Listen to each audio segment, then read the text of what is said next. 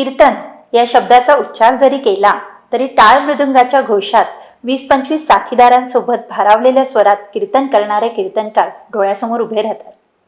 एक भक्तिमय, संगीतमय आणि मंगलमय वातावरणाची अनुभूती येते.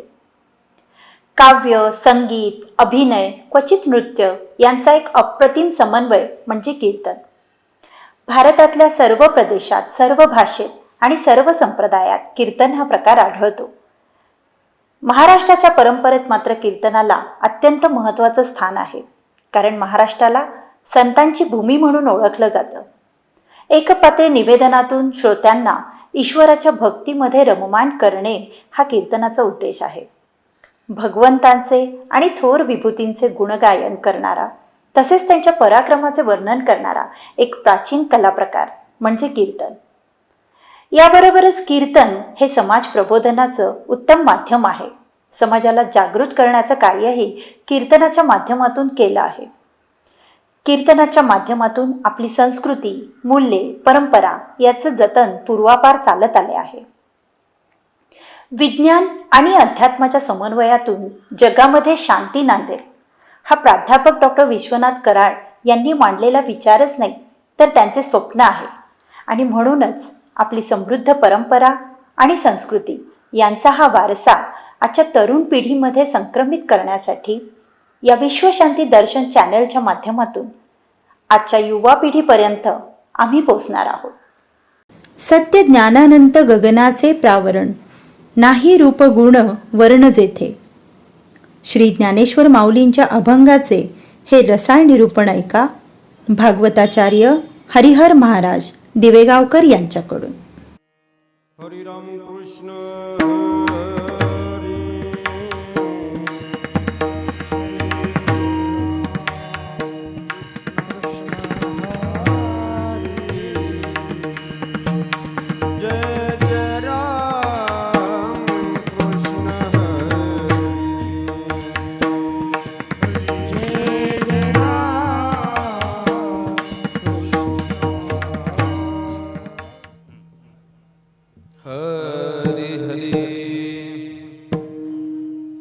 सत्यज्ञानानंत गगनाचे प्रावरण, सत्यज्ञानानंत गगनाचे प्रावरण, नाही रूप वर्ण गुण जेथे.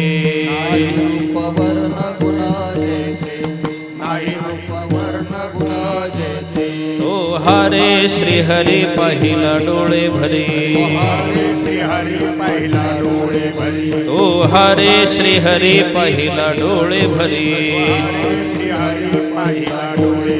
पाहता पहाणी दुरी सारुणिया,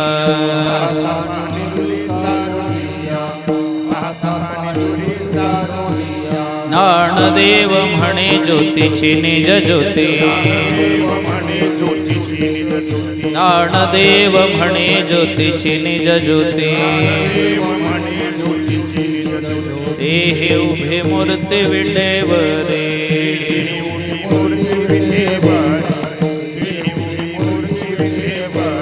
तो हरे श्री हरी महिला डोळे भरी, तो हरे श्री हरी पहिला डोळे भरी. पाता पाणे दुरी सारोनिया,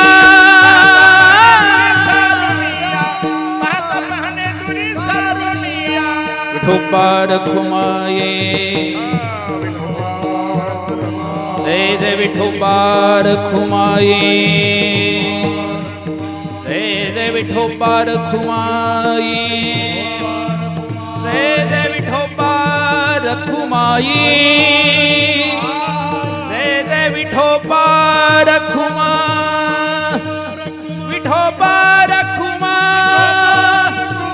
विठोबा रखुमा, विठोबा रखुमा, विठोबा रखुमा, विठोबा रखुमा, विठोबा रखुमाई. जय जय विठोबा खुमाये जय जय ठोकर खुमाये जय जय ठोकर खुमाये जय जय ठोकर खुमाये जय खुमाये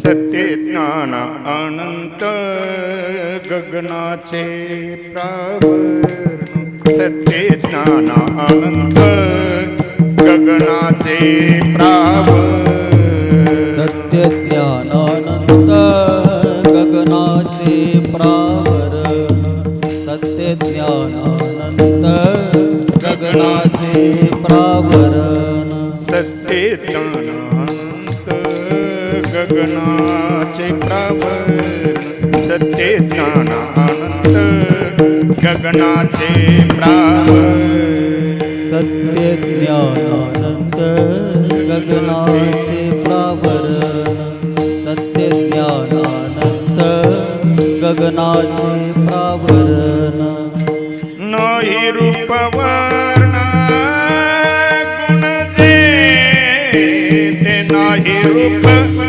वर्ण गुण जयते तुहारे श्रीहरी पाहिला डोळे भरी तुहारे श्रीहरी पाहिला डोळे भरी नाही रूप वर्ण गुण जेथे नाही गुण रूप वर्ण जेथे तुहारे हरे पाहिला डोळे भरी तुहारे श्री हरी पाहिला डोळे भरी पाहता पाने दुरी सारुनिया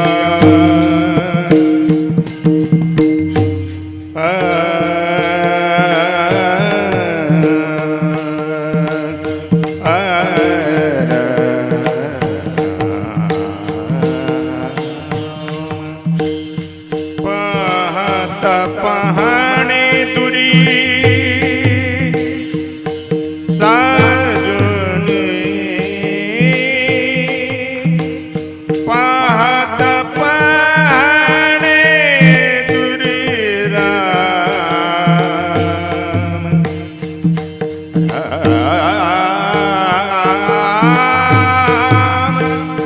पाहता पाहणे दुरी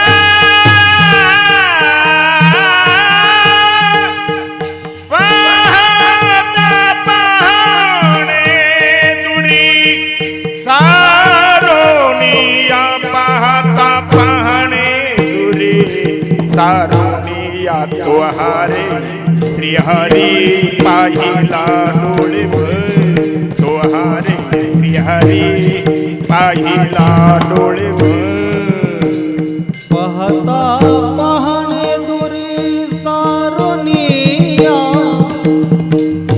आ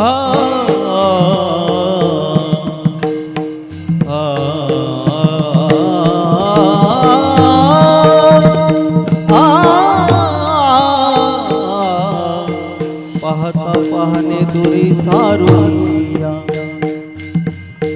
पाहता पाहणे दुरी दुरी सारुनिया आ